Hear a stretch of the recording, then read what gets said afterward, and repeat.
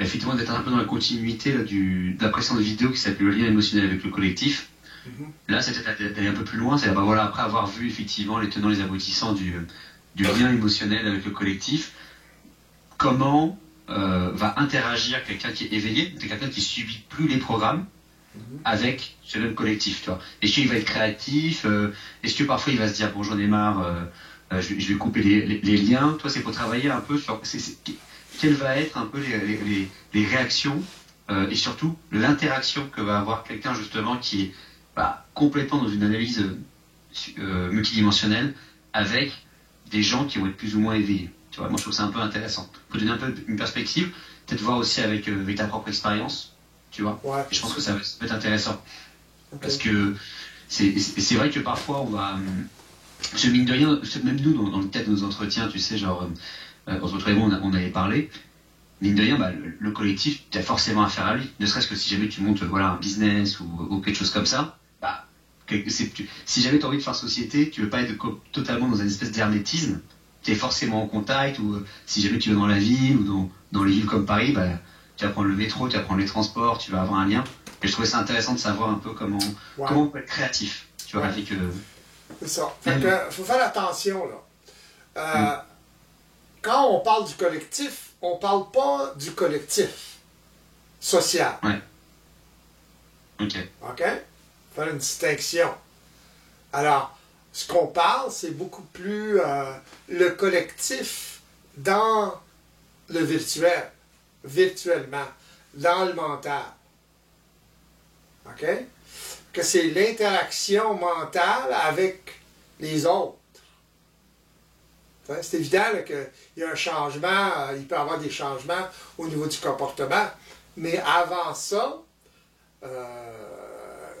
il s'agit pour la personne de se centrer, au lieu d'être constamment décentré par quoi? Par les autres, finalement. Sa peur du rejet, sa peur de l'abandon, sa peur du jugement, etc., etc. Sa peur d'être mal vu, l'image qu'il croit que les autres perçoivent de lui. Les gens sont continuellement assujettis à ces choses-là. C'est ça le collectif.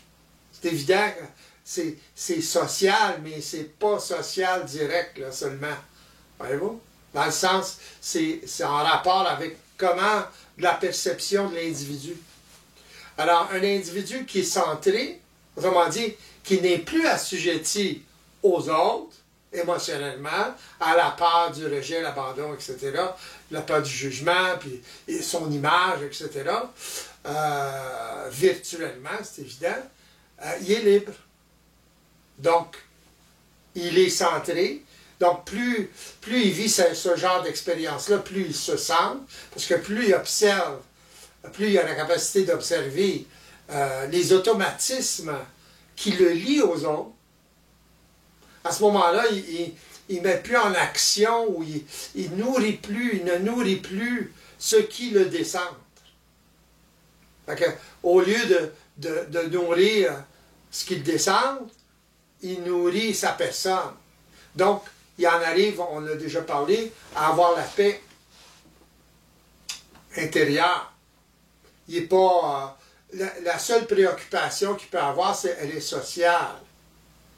Dans le sens que ça rejoint un peu ce que vous disiez tout à l'heure, ça rejoint le contact avec les autres socialement. Mais à ce moment-là, c'est purement social. Les autres, c'est purement relationnel. Il n'y a pas de peur là-dedans. Il n'y a pas de peur d'être jugé, d'être ci, d'être ça, du rejet, etc. C'est pas qu'on s'en fout, mais il n'y a pas cet aspect-là, cette dynamique-là. Autrement dit, on n'est pas assujetti à cette dynamique-là. Ça ne veut pas dire qu'il n'y a pas de mise en opération en fonction de ça. Nuance. Mais c'est perçu immédiatement, c'est observé immédiatement en temps réel. Alors, la personne n'est plus affectée par les autres, finalement, ou sa version des autres intérieures, parce qu'il y a des gens, ils ont beaucoup de monde dans leur tête. Hein? Dans leur culotte aussi. Hein? Tout le temps. C'est constant. Puis les gens, en général, c'est ça.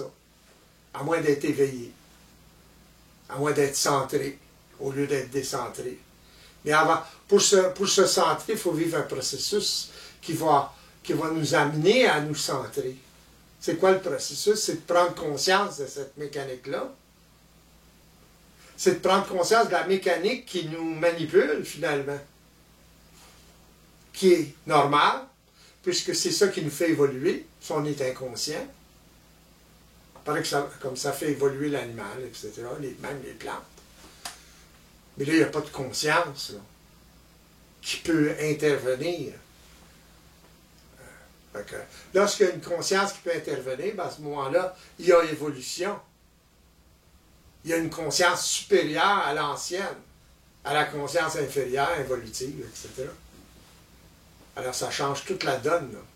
Fait que, à partir de là, le social, quand on deal avec le social, on deal avec le social. Donc, on tient compte du social, autrement dit des mœurs, de la culture dans laquelle on est, dans laquelle on baigne à ce moment-là. Si on est en Arabie Saoudite, on s'adapte aux lois, puis aux mœurs, puis à la culture en Arabie Saoudite. Si on est au Canada, aux États-Unis, on s'adapte. Donc c'est purement social, c'est pas par peur. Grosse différence. Énorme différence. Alors, on vit pas le rapport avec les autres de la même manière. On apprécie les autres ou on les apprécie pas. Parce qu'ils sont pas suffisamment ajustés ou ils sont trop assujettis à leur programme. Alors, on agit en conséquence. On observe en conséquence. On a une vision beaucoup plus large. Au lieu d'avoir une vision psychologique, limitée, on a une vision plus large. C'est quoi la vision plus large? C'est notre capacité à observer la mécanique vibratoire chez les autres, chez soi, chez les autres. Alors, ça change toute la donne. Voyez-vous? Vous l'avez dit, effectivement, ce qui semble être la principale différence, ça va être que dans l'approche psychologique, le lien avec les autres est vraiment motivé par la peur, donc c'est une peur du rejet, alors que dans une approche, on va dire, multidimensionnelle, ça va être ce que vous appelez l'appréciation. Est-ce que vous pouvez aller plus loin dans ce que vous appelez l'appréciation, du coup? C'est ça. Ouais. Autrement dit, il faut qu'il y ait des choses qu'on apprécie chez l'autre pour justement qu'il y ait un attachement vibratoire à l'autre. Autrement dit, on veut l'accompagner de l'autre parce qu'on apprécie l'autre à toutes sortes de niveaux. Si on ne peut pas apprécier l'autre, si on apprécie certaines choses, mais il y a d'autres choses qui ne sont pas réellement là, très grosses, très volumineuses, dans le sens de ne pas apprécier l'autre, ben là, c'est trop.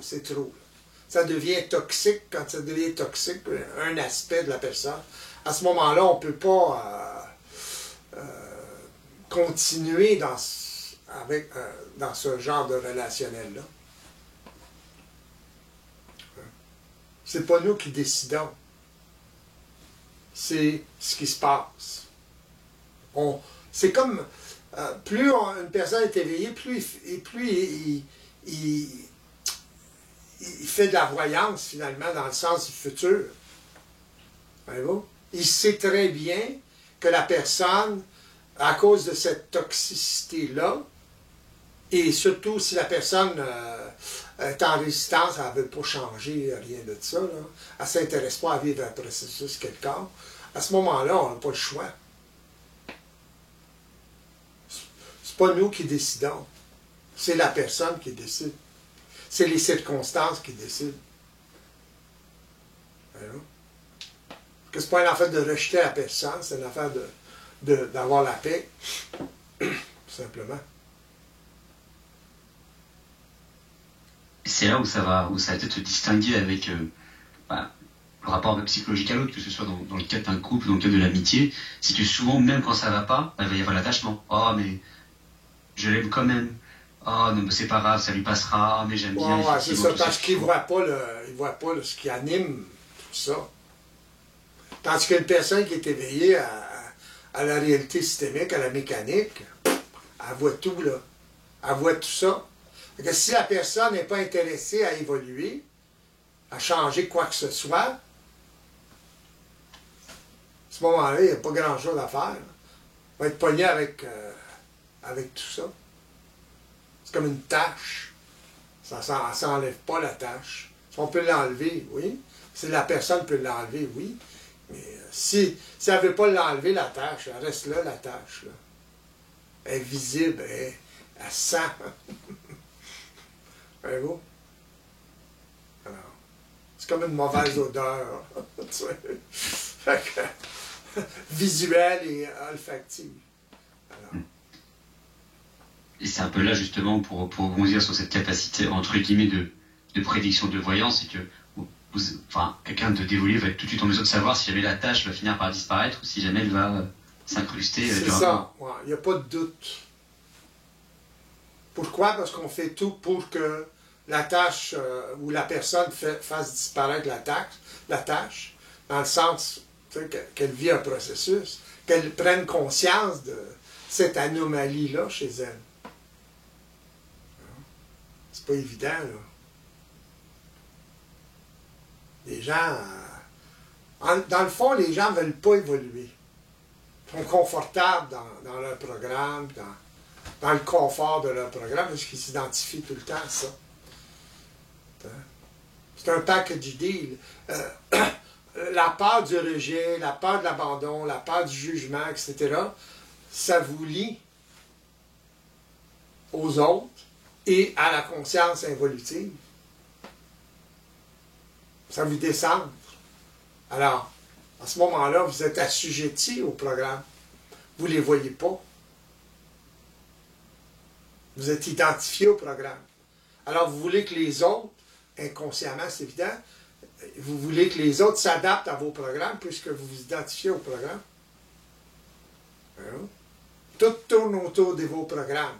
Autrement dit, tout tourne autour de vous. C'est ça l'égocentrisme, comparativement au centrisme. Les gens qui sont égocentriques sont décentrés. Bizarre. Hein? Parce que c'est à cause qu'ils sont décentrés.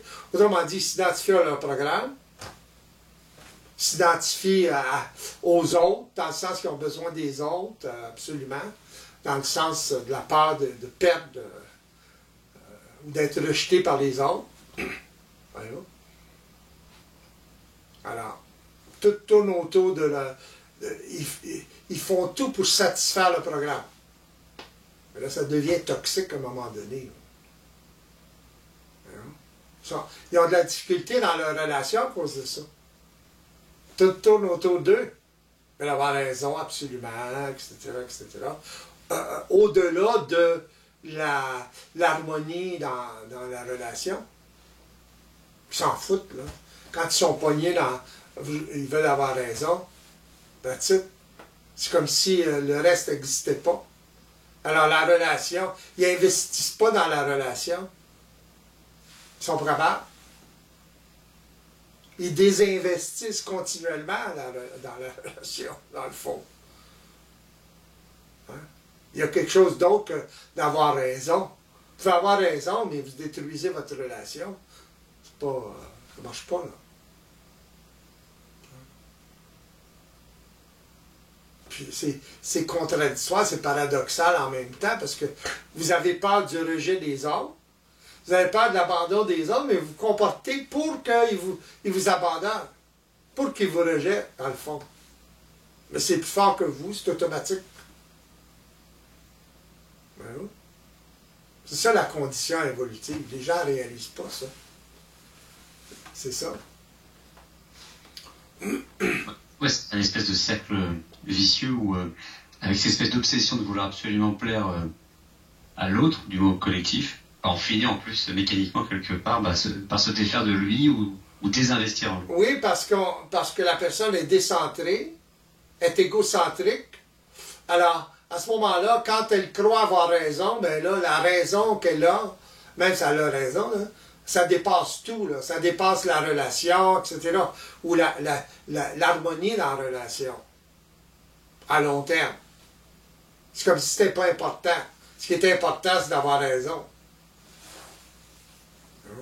Pourquoi? Parce que la personne n'a pas d'identité. C'est pour ça qu'elle va avoir raison. Ça fait partie de son identité, ça, qu'elle n'a pas. Dans le sens qu'elle cherche à se créer tout le temps une identité. Autrement dit, elle sent l'absence d'identité. C'est inconscient, là, mais... Fait que la moindre occasion qu'elle a de se faire reconnaître à travers la raison, ben oui, mais là, ça joue contre elle. C'est pour ça que c'est difficile, les relations. Entre hommes et femmes, c'est encore pire. Les hommes n'ont pas conscience que les femmes sont différentes dans leur façon de fonctionner mentalement, sur la réalité, etc., et vice-versa. Les hommes ne sont pas forts dans la communication. Avec les femmes, je parle. Parce que les femmes, ils veulent que ça, communiquer, régler les problèmes, etc. C'est la manière qu'ils s'y prennent aussi, là. Et vice-versa. Ils veulent régler les problèmes, mais selon leur version à eux. Autant l'homme que la femme. Fait qu'à ce moment-là, les deux peuvent avoir raison partiellement ou totalement, mais là, ils forcent la chose. Là. Ils veulent imposer leur raison. Par manque d'identité, justement. S'ils imposent leur raison, bien, ça leur donne une sorte d'identité. Ils veulent que l'autre reconnaisse ça. Ils veulent que l'autre les reconnaisse, dans le fond. C'est un jeu, là. Donc quelqu'un qui veut toujours avoir raison, comme vous l'avez évoqué, c'est quelqu'un qui veut combler un vide. Ouais. C'est une difficulté. Ouais, c'est la manière qu'il va le faire. On peut argumenter, mais quand on argumente de façon émotionnelle, c'est différent. Là. Ça, c'est la peur qui fait ça. La peur de ne pas être reconnu, la peur de... Hein? Vous avez peur de perdre quelque chose. Tandis qu'une personne qui est éveillée, elle peut argumenter, mais aussitôt que ça tourne au vinaigre, le moindrement, elle sort de l'argument. Son opinion est là, pareil, mais elle n'est pas prisonnière, obsessive par rapport à son opinion. La relation avec l'autre est plus importante, donc elle va parler à l'autre personne de ce qui se passe chez elle. Si l'autre personne n'est pas en mesure de l'observer, à ce moment-là, ben, ça risque de jouer dans la relation, ça. Au détriment de la personne, ben, au détriment des deux, mais surtout au détriment de la personne. Parce que c'est répétitif, ça devient toxique. C'est ça le problème des autres. C'est ça que Sartre disait, l'enfer c'est les autres, c'est ça que ça veut dire.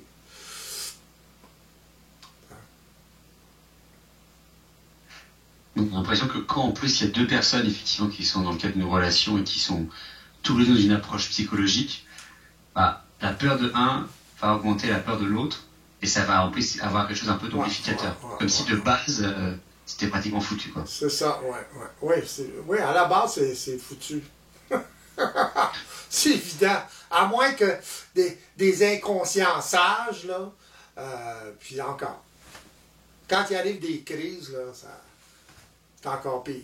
Parce que les inconscients sages, ils vont être en mesure de contenir tout ça. T'sais, mentalement, spirituellement, whatever. Mais quand il arrive la crise, là, c'est là, ils n'ont pas l'habitude. Hein. Fait qu'à ce moment-là, ça risque de sauter. Parce que c'est trop fort. Ils ne sont pas habitués.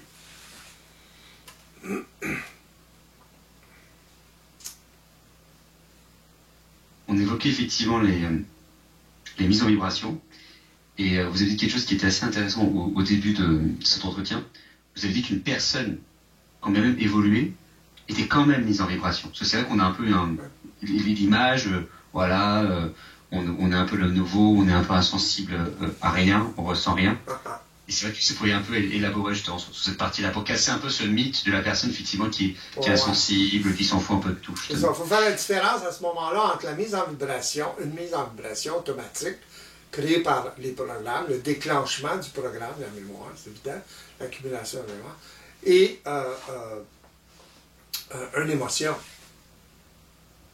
Il peut y avoir mise en vibration et atmosphère en conséquence, mais la personne qui est inconsciente, elle va vivre une émotion, autrement dit, elle va avoir raison, elle va justifier, etc. C'est là qu'elle va s'obstiner avec « j'ai raison », papa. Fait que si elle a raison, ben, elle a le droit de se laisser aller en fonction de ses peurs, tout le temps, en fonction de la mise en vibration. Dépendant de l'intensité de la mise en vibration, mais vous allez avoir l'émotion en conséquence. Ça peut être grave, là. Ça dépend du conflit de la personne. L'intensité du conflit. Alors, il faut faire une différence entre les deux. Un être éveillé, il a soit la mise en vibration pareil, mais il est tellement habitué à observer la source que instantanément, il a conscience de ce qui se passe au niveau de la mécanique, au niveau de l'automatisme. Et plus il prend d'expérience, ben plus il est en mesure d'absorber d'intensité énergétique. C'est pas positif, cela, là. Si on regarde ça de façon polarisée, c'est absorber le négatif, ce qu'on perçoit comme négatif. Donc, pour en arriver à absorber le négatif, il s'agit de voir au-delà de ça. Il s'agit d'observer la mécanique. À ce moment-là, ça neutralise tout. La polarité. C'est ni négatif ni positif, c'est tout simplement le déclenchement d'un programme. C'est tout. Donc, il y a mise en vibration avec l'atmosphère qui est emmagasinée dans la mémoire. Donc, les expériences passées. Si la personne n'est pas en mesure d'observer en temps réel cet événement-là, ou ce qui se passe dans le sens de la mise en vibration, à ce moment-là, il va vivre l'émotion en conséquence. Toujours avec la raison. Les justifications en conséquence. Les gens, quand ils s'argumentent, ils s'argumentent fort. Ils ont raison. Alors, les émotions, ça. Oui, mais t'as fait ça, Hein? Puis les deux font ça en même temps, là, ouf. Ils s'alimentent. Donc, ils vivent tous les deux. Ils ont tous les deux raison. Ils vivent l'émotion pareil. Donc, l'émotion devient toxique dans leur relation. Ça détruit la relation. C'est pour ça que la plupart des couples, au début, c'est tout beau. Puis après ça, après un certain temps, là, ça cale. Pourquoi? Parce qu'ils vivent ensemble. Ils ont plus d'occasions de vivre des choses comme ça. Puis là, ça s'accumule, ça s'accumule, ça s'accumule. S'ils ne voient pas à travers. T'sais.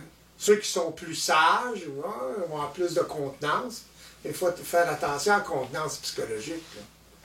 Parce qu'à un moment donné, c'est comme un baril de poudre. Là, ça gonfle, ça se gonfle, et boum. C'est comme de la dynamite, ça fait de la nitroglycérine à l'humidité. Ça prend pas grand-chose, péting! Ça saute! Oui, il y a un côté accumulation, quoi. Pardon? Il y a un côté accumulation. Il y a un côté accumulation. Oui, exactement. Se contient, il y a un moment où ça explose. C'est ça. Il y a toutes sortes de raisons pourquoi la personne va se contenir. Là. Mais si ça se contient psychologiquement comme ça, l'énergie comme ça se contient pas. Ça peut se contenir, mais éventuellement, ça va sauter. Mais lorsqu'un individu éveillé a une mise en vibration, il utilise l'énergie. Le seul fait qu'il l'observe transmute l'atmosphère, la qualité de la mise en vibration, et à ce moment-là, ça devient une tension énergétique. Alors, il le sait, ça. Donc, il va parler en conséquence, par exemple. Ou il va agir en conséquence. Il utilise l'énergie à ce moment-là. Il y a transmutation, il transmute l'énergie. Parce qu'il est capable de l'utiliser. Mais ce que les gens ne réalisent pas, c'est que l'observation transmute l'énergie. L'observation agit sur la programmation. La conscience, autrement dit, être dans l'intelligence de ce qui se passe, elle agit. Ça, c'est difficile à concevoir là, pour un individu qui fonctionne de façon psychologique, parce que lui, il faut qu'il y ait une bonne raison, puis etc., mais, ou une intention quelconque. Là-dedans, il n'y a pas d'intention, il y a de la conscience. Être dans l'intelligence de la mécanique, ça l'agit. Seul. On n'a pas à rien faire d'autre. Je n'ai déjà parlé, ça, dans l'interview sur la magie vibratoire. C'est de là que ça marche. La réalité vibratoire fonctionne de cette façon-là. C'est prouvé, par exemple, en physique quantique. L'observation agit sur la particule. Bizarre, c'est comme ça. C'est partie de la mécanique du système. La conscience a un impact.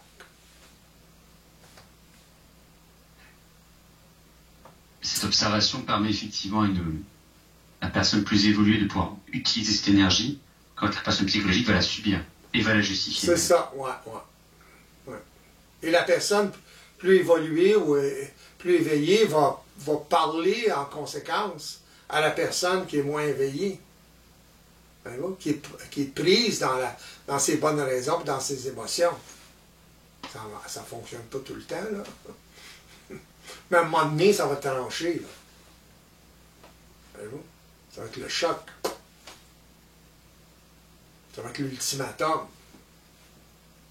Dans le sens, tu continues comme ça, là, ne marchera pas, là. Pas intéressé, là. C'est une personne qui est éveillée, pas intéressée à vivre des choses comme ça, là, tout le temps. Trop souvent, même. Parce que ça détermine non seulement la chose elle-même qui se passe, mais une conscience en général de l'individu. Ça ne touche pas seulement qu'un domaine. Ça veut dire que la personne ne se reconnaît pas. Comment qu'elle dit, crie haut et fort qu'elle se reconnaît, qu'elle est éveillée. Ça agit comme ça, c'est évident, là. Ça réagit de cette façon-là, c'est évident. Il y a plein de personnes qui se disent éveillées aussi, ça, mais dans l'action, ils agissent comme ça. Que pour une personne réellement éveillée, c'est évident, là. On ne peut pas mentir, là. On ne peut pas jouer de la comédie. Les gens peuvent se jouer la comédie, mais pour un être éveillé, les gens sont transparents. Dans leur opacité, on voit à travers l'opacité. Ouais. Entre eux, ils ne peuvent pas voir. Parce qu'on sait, on voit la mécanique, on observe la mécanique. On est dans l'intelligence de la mécanique. C'est ça, évoluer. C'est être libre dans la programmation. De la programmation. Et ce qui est intéressant dans le cas de figure, ou là dans l'exemple que vous avez cité, il y a effectivement cette volonté de dire voilà, que la personne éveillée va essayer de cadrer un peu le couple, ou peu importe, Et ça m'en vient, moi, à l'idée de contact. Parce que c'est vrai, dans la plupart, en fait, des entrevues qu'on a pu avoir, vous avez dit, voilà, pour qu'une personne puisse le plus rapidement du moins ou efficacement évoluer, il lui faut un contact avec une personne qui est, elle, dans son analyse multidimensionnelle. Mais dans le cadre d'un couple, parfois, bah, ça va malheureusement parfois pas marcher. Parfois le contact n'est pas suffisant, sauf qu'il faut contact et prédisposition. Parce que le contact n'est pas forcément le plus gros facteur. Oui, ouais. Il faut qu'il y ait une prédisposition et il s'agit pour l'autre personne justement d'accepter d'être ajusté par le conjoint, par exemple.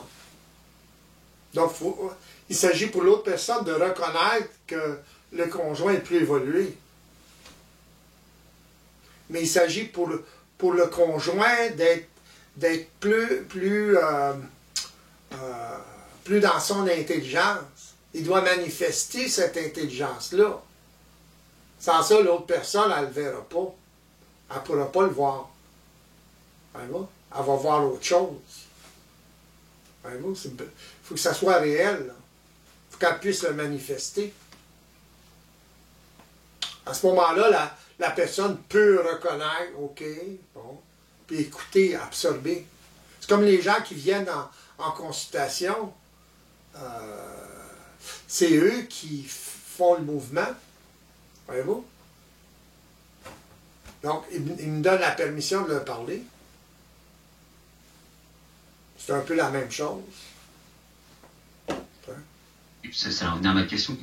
Qu'entendez-vous par manifester cette intelligence? C'est quoi? C'est parler? C'est au niveau des dans le sens que, ouais, c'est premièrement, de ne pas être en mesure de réagir émotionnellement.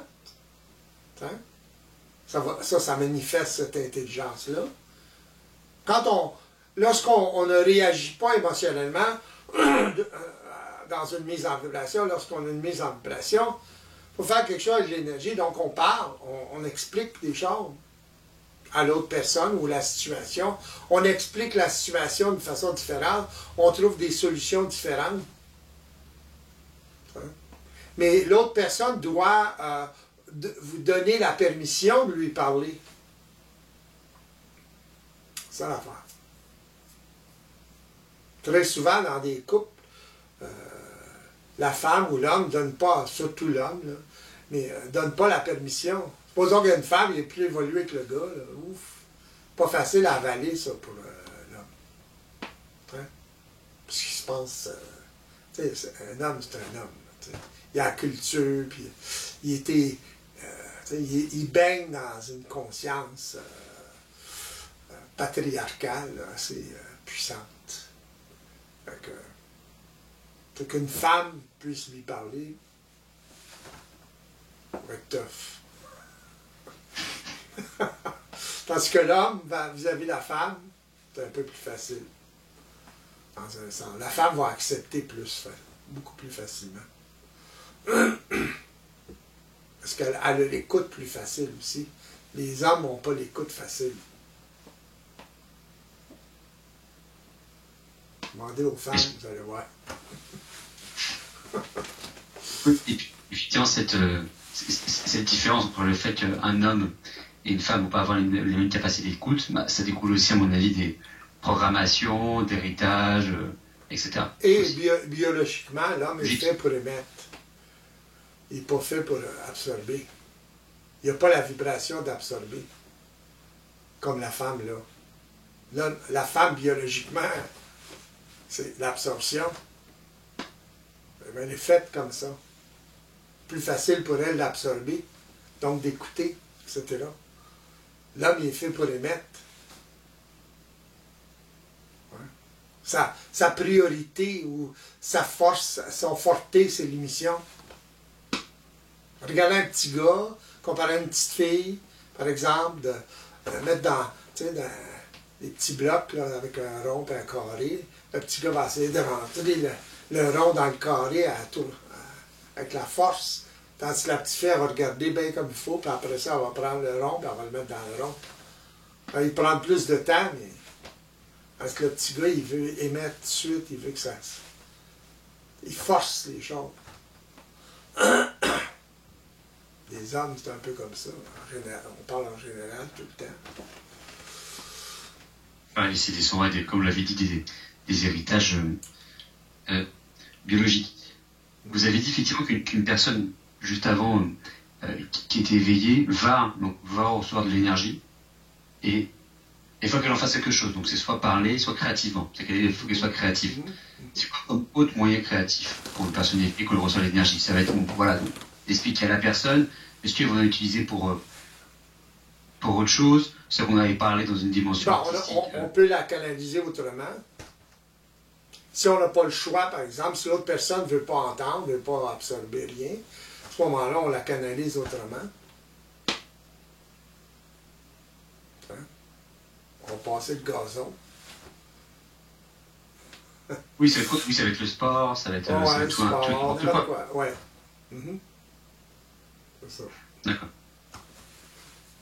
Effectivement, je m'étais dit que voilà, il y avait, vu que c'est l'énergie, on va dire que le bébé peut l'utiliser comme il veut, d'un point de vue créatif, il n'est pas limité dans ses paroles, etc.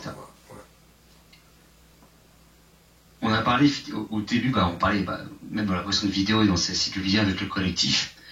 Il y a voilà, l'homme, on va dire, plus ou moins évolué, l'homme éveillé, qui va avoir une approche assez fine, qui va être en manière de gérer ses programmes. J'aimerais aller plus loin effectivement sur l'importance du collectif. On a parlé peut-être un peu, peut-être de manière plus privée de ces choses-là. Comment va réagir, on va dire, un homme éveillé face à un monde collectivement psychologique? Dans le sens, voilà, il va y avoir des choses qu'on peut voir aujourd'hui à droite et à gauche, pas forcément de bon augure. Il va y avoir voilà, des psychologies qui vont se crisper, donc il va devenir de plus en plus compliqué à vivre dedans. Quel est le rapport de l'homme éveillé face à une société, face à une collectivité dont la psychologie va être de plus en plus lourde à supporter? Quand je parle de rapport, c'est qu'il va se dire je vais essayer de dispenser au maximum ma parole pour qu'on essaie d'améliorer les choses. Je vais plutôt aller dans une stratégie d'isolement. Quelle est l'approche psychologique, pas psychologique du coup, mais multidimensionnelle face à un monde qui se cripse d'un point de vue psychologique? Premièrement, il va essayer de s'adapter parce qu'il sait ce qui se passe. Donc, il y a une plus grande facilité à s'adapter, mais il y a des limites, justement. C'est comme dans une relation, il y a des limites. Quand ça devient trop toxique, à ce moment-là, il se sépare de la personne. C'est un peu la même chose au niveau de la société. Ça ne veut pas dire qu'il n'y aura pas de rapport avec la société, mais il va minimiser ses rapports avec les autres de la société si la société devient trop toxique, justement. Il y a un seuil là, de toxicité qui est capable d'absorber. S'il n'a pas le choix, il va l'absorber beaucoup plus facilement qu'une personne non éveillée. Voyez-vous? Malgré sa sensibilité.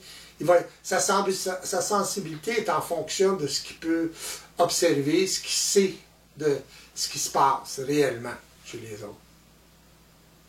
Il peut en prendre pas mal. Mais à un certain moment donné, si ça devient trop toxique, ou s'il réalise que... Si il a l'occasion, par exemple, de relationner avec des gens qui sont en voie d'éveil ou éveillés, c'est évident qu'il va pencher sur ce côté-là. C'est évident, c'est beaucoup plus facile. Donc, il va se créer une micro-société. Automatique. Et donc, il va bâtir cette micro-société-là. Autant au niveau de la survie à tous les niveaux, dans le sens relationnel, affaires, survie matérielle, etc. Donc, ça va être plus facile pour lui de survivre avec moins de tension, avec des personnes qui sont en voie d'éveil ou éveillées. Une personne qui est en voie d'éveil, qui est en processus, est avertie quand même. C'est évident qu'elle va vivre une certaine initiation avec une personne ou des personnes éveillées, mais ça fait partie du processus. C'est un peu comme les consultations, même chose. Ça fait partie du processus. Il y a un ajustement. Si la personne sait qu'elle n'est pas ajustée, justement, elle est décentrée, elle va être ouverte à l'ajustement. C'est pas une affaire de personnalité, là. C'est une affaire beaucoup plus large, une affaire de système. Sa capacité à observer le système, le moindrement, ben, elle sait que c'est comme ça que ça fonctionne. Les gens ont beaucoup de difficultés avec ça, parce qu'ils personnalisent. Parce que la personne éveillée, ça ne part pas de sa personnalité, dans le sens de ses programmes. Ça part de son observation, le fait qu'elle est dans l'intelligence de la mécanique. La mécanique est là, le système il est là. Voyez-vous? L'information est là. Elle a toujours été là, l'information. C'est à l'homme d'avoir les yeux pour voir, puis les oreilles pour l'entendre. Pour justement la voir, ou la capter, cette information, ou l'absorber, cette information-là. Autrement dit, l'observer. C'est l'information, c'est pas comme une radio, là. Elle a, la réalité systémique fonctionne d'une certaine façon, alors c'est à la personne éveillée d'observer cette mécanique-là. Tu sais, les gens s'attendent à avoir de l'information qui vient de whatever. C'est pas de même que ça marche. L'information, elle est présente tout le temps, mais invisible, à l'œil psychologique. Ou à l'observation psychologique, limitée. C'est ça le mental inférieur. Alors, à ce moment-là, la personne ne peut pas s'adapter à cette réalité-là, parce qu'elle ne la voit pas. Alors, ça prend quelqu'un qui est déjà éveillé pour l'amener dans un processus qui va faire que la personne... de façon autonome, éventuellement, va observer ça, cette réalité-là. C'est pas évident. Une personne éveillée va toujours faire en sorte que la personne devienne de plus en plus autonome à observer la réalité, à s'ajuster. Elle a l'autonomie. L'autonomie, c'est pas la séparation. C'est pas l'isolement. Les gens méprennent ça parce qu'ils l'interprètent de façon psychologique. L'autonomie, c'est votre capacité d'être dans l'intelligence de la réalité systémique. Point final. Une fois que vous êtes suffisamment autonome à faire ça, bien, vous vous centrez de plus en plus. Donc, vous éveillez votre personne de plus en plus, votre capacité d'observation augmente de plus en plus, etc. Vous êtes de plus en plus en mesure d'absorber des chocs vibratoires, des intensités vibratoires de plus en plus fortes. À un moment donné, il y a un plafond, là. Vous êtes habitué. Il n'y a plus de surprise, là. Ou il peut en avoir quand même, mais à ce moment-là, il peut y avoir un certain déséquilibre pendant un certain temps. Mais vous revenez sur vos pattes. Parce que vous êtes déjà habitué à des intensités énergétiques plus grandes, plus fortes. Les gens extrêmement sensibles qui fonctionnent de façon psychologique, là, le problème, c'est qu'ils ne sont pas en mesure d'absorber cette énergie-là. Ils vont dire, bon, ils sont hypersensibles. Oui, mais l'hypersensibilité, c'est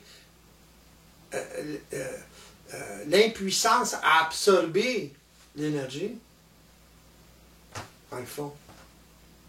Ils ne sont pas préparés mentalement, ne sont pas suffisamment éveillés pour absorber cette énergie-là.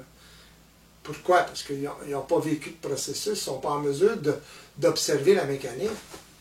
Voyez-vous? Et de vivre l'effet de l'observation. Donc, ils dramatisent tout, ils deviennent hypersensibles. Et en plus, ils vont avoir tendance, les hypersensibles vont avoir tendance justement à s'isoler. Celui qui sont dans l'incapacité de recevoir les chocs, ben, ils vont s'isoler. Et donc, ça va... pour éviter les chocs. C'est ça. Non, mais dans le fond, c'est pour eux de développer une capacité d'observation. Mais là, la plupart de ces gens-là sont dans toutes sortes de croyances ésotériques, spirituelles, sur les entités, sur ci, sur ça, sur quelque chose. Ils vont devenir chimio-sensibles, électro-sensibles. C'est amplifié tout le temps, tout le temps, tout le temps. C'est un côté, ils augmentent en plus leur sensibilité. Ah oui, ils la nourrissent tout le temps. Tu sais, il y a sensibilité puis il y a sensibilité. Hein? Une sensibilité réelle, c'est la capacité d'observer justement le système. Être sensible au système. Dans le sens de le découvrir, d'aller chercher l'information dans le système, du système. Sans ça, on le subit. Ces gens-là subissent. Ils subissent le système, dans le fond. Ils subissent la programmation, etc.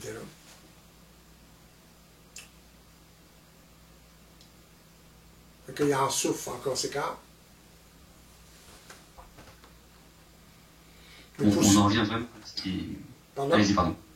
Ouais, pour se sortir de la souffrance, la seule façon, c'est d'observer la mécanique de la souffrance qui crée la souffrance. C'est évident. Ceux qui créent la souffrance, leur hypersensibilité, etc. Sans ça, ils s'en sortiront jamais.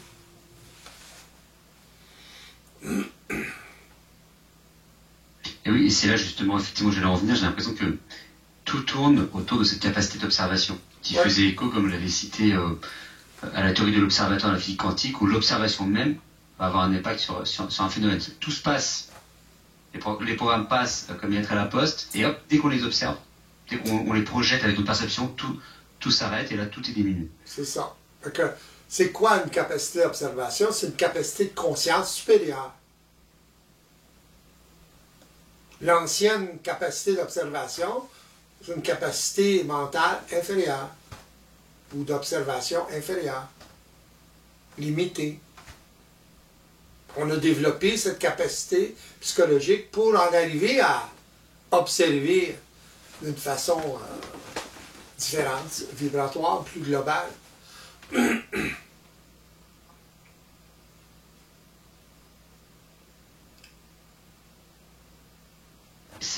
C'est vraiment cette observation. Et cette observation, alors, vous l'avez cité, j'ai l'impression, peut-être au début, peut-être au milieu de cette interview, il y a aussi la capacité de, on va dire, cette observation doit être aussi pour nous, c'est-à-dire plus on va être en mesure d'observer les mises en vibration, la gestion des émotions au sein de nous-mêmes, plus on va être en mesure d'observer aussi ce qui passe de manière générale autour du monde et de notre environnement et avec le collectif. C'est-à-dire que je pense qu'il y a une importance aussi à se dire, il faut d'abord nous traiter de nous, parce que c'est vrai que psychologiquement, et je pense que ça fait partie des justifications, on va souvent accuser l'autre, on va dire, c'est lui qui met en vibration, c'est de sa faute, c'est il ou elle qui est pas ajusté. Mm-hmm. C'est un élément, je suis d'accord, mais c'est pas la cause de l'intensité de la mise en vibration. C'est ça que les gens ne voient pas. C'est qu'ils blâment l'événement ou la personne. La personne, ce n'est que l'événement ou la personne, ce n'est que le déclencheur. Hein? Dans le sens que c'est un peu comme la nitroglycérine. C'est amplifié par les expériences de l'individu depuis qu'il est jeune. Autrement dit, l'enregistrement. Tout s'enregistre. L'enfant n'est pas conscient que ça s'enregistre. Il ne fait pas exprès. Ses réactions s'enregistrent. Ça devient sa mémoire, des programmes, des automatismes. Que s'il est tout le temps en train de vivre des émotions, bien là, il est automatisé à vivre des émotions. à essayer de régler ses problèmes psychologiquement. Tout ce qui est psychologique, c'est automatique. Les gens ne réalisent pas ça, mais c'est ça. Tout est automatisé. Les gens ne peuvent pas faire autrement que fonctionner de façon psychologique ou réagir de façon psychologique. Dans des attitudes psychologiques, etc. Et c'est vrai qu'on ne va pas forcément observer l'événement, mais pour revenir avec ce que vous disiez, et on va... Enfin, c'est vrai que on va dire, la perception psychologique ne va pas se dire, ouais, c'est cet événement-là, elle va dire, c'est cette personne-là. Ou dans les couples, ça va être, bah, ah, tu fais penser à mon ex. Enfin, c'est de la même manière qu'un être humain va anthropomorphiser, dans les relations, il va y avoir le côté, ah, bah, c'est cette personne-là. Et si jamais il y a le même phénomène, ce n'est pas l'événement en tant que tel qu'il faut traiter, mais on le personnalise. Tu es comme mon ex, ou tu es comme telle personne, etc. Mais c'est vrai que psychologiquement, on va jamais plus loin. On ne va pas voir l'événement global, on va toujours le personnifier. C'est ça, ouais. C'est là le piège. Ouais. Et vous avez raison, parce que l'événement a eu lieu, la personne a parlé d'une certaine façon, vous blâmez la personne, mais vous ne réalisez pas que c'est amplifié par votre programmation. S'il n'y avait pas votre programmation, ou ce genre de programme-là aussi intense, en énergie, dans la mémoire, dans la programmation, à ce moment-là, vous ne réagirez pas de la même façon. Alors, est-ce que c'est l'événement ou la programmation? Ou comment ou la mémoire, ou comment vous avez été programmé? C'est évident, hein? Mais les gens, sur le coup, ne réalisent pas. Même si j'en parle, même s'ils comprennent, ils vont vivre exactement la même chose. Pourquoi? Parce qu'ils n'ont pas la capacité d'observer ce phénomène-là en temps réel. Lorsqu'ils sont en vibration, l'énergie est trop forte, alors ils perdent tout. Toute leur connaissance, tout ce qu'ils savent là-dessus. C'est comme, ça part, ping! Alors ça prend un certain apprentissage à observer. C'est là que les consultations rentrent en ligne, dans le sens que une personne le consultant va indiquer à la personne l'automatisme, par exemple. À force que la personne réalise que c'est un automatisme, c'est pas évident au début, à ce moment-là, elle va apprendre à observer les automatismes. Et ça prend un intervenant. Là. Sans ça, la personne ne peut pas le voir, donc elle ne peut pas intervenir. Elle est trop prisonnière des automatismes et de son inconscience de la réalité vibratoire. Ça prend absolument un processus. C'est pas une affaire qui se règle psychologiquement, même avec toute la connaissance de la mécanique, etc. Ça va, non, c'est la pratique. C'est l'action qui est importante. Donc, quand une personne vient en consultation, elle est dans l'action, potentiellement, en tout cas. Si on lui indique les automatismes, elle ne le voit pas, à ce moment-là, on travaille en conséquence pour que finalement elle puisse l'observer. Éventuellement, on va finir par l'observer. Surtout des automatismes plus subtils, moins forts en vibration. Mais c'est ceux-là qui sont les plus difficiles à voir. Les programmes ou les mises en vibration ou les automatismes plus forts en vibration sont faciles à détecter pour l'individu. Hein? Ça ne veut pas dire qu'il peut observer la mécanique, autrement dit, il peut neutraliser ça par l'observation, mais au moins il ressent. Là. Parce que ceux qui sont automatiques, ils ne voient pas, ils ne ressentent même pas. C'est naturel pour lui. Les automatismes psychologiques, par exemple.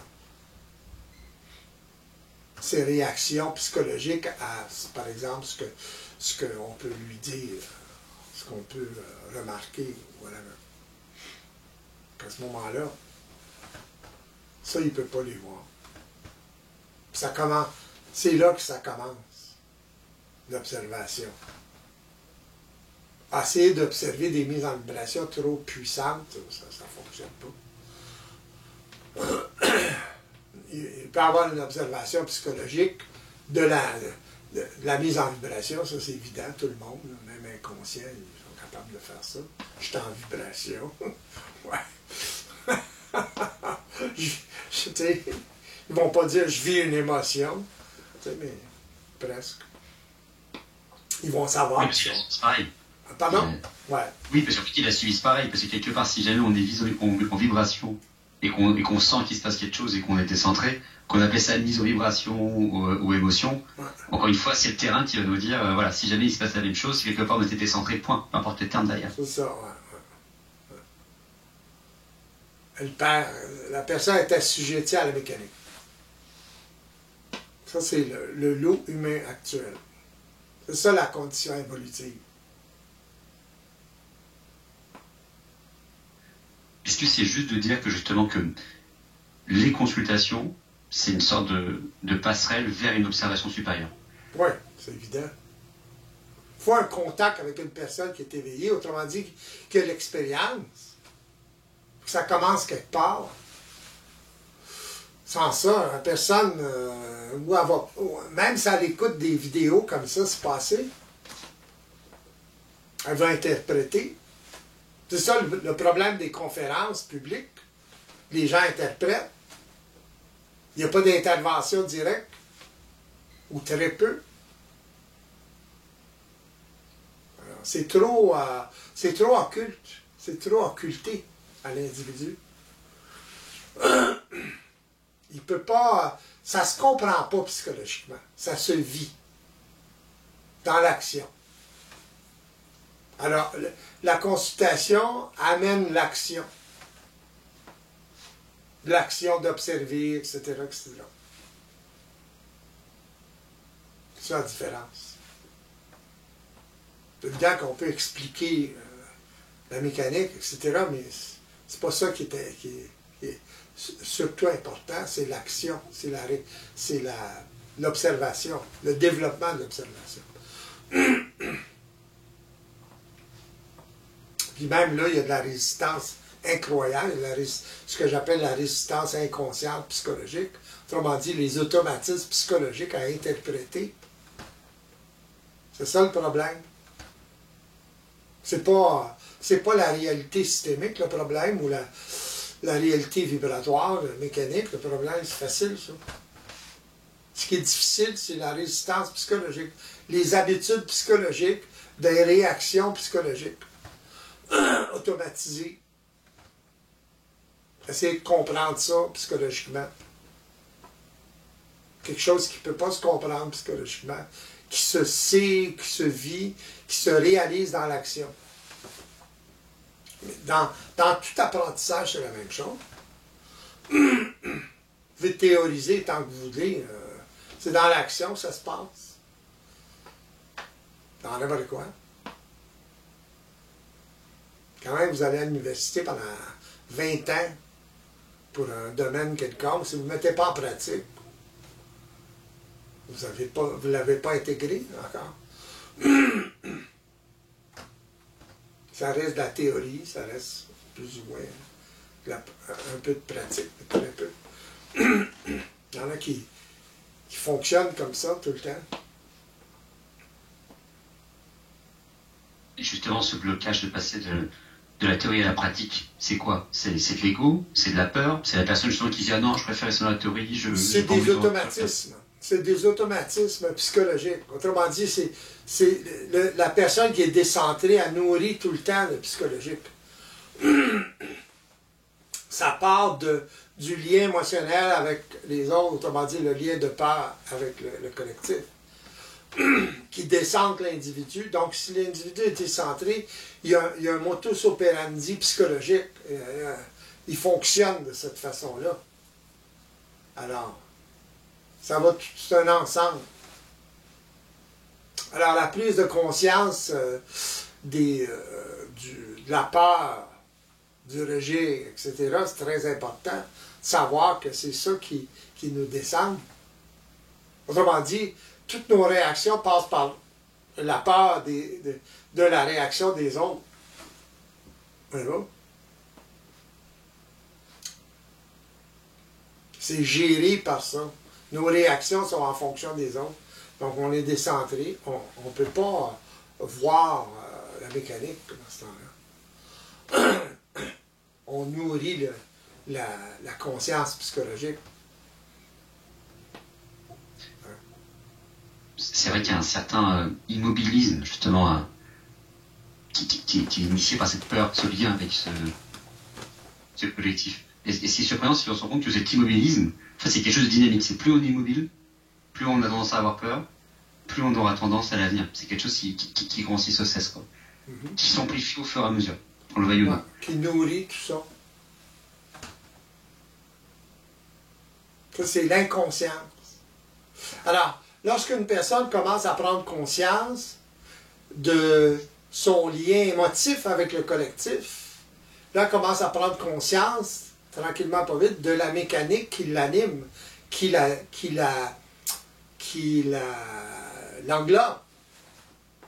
Voilà.